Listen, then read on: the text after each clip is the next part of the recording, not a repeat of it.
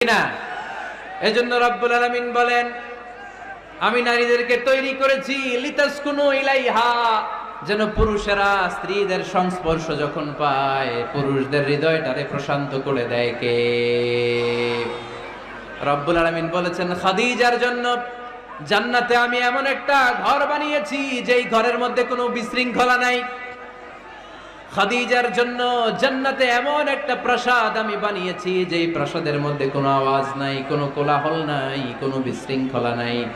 কারণ খাদিজা আমার নবীকে এমন একটা ঘর উপহার দিয়েছে যেই ঘরের মধ্যে কোনো বিশৃঙ্খলা ছিল না, আওয়াজও ছিল না। পড়েন সুবহানাল্লাহ।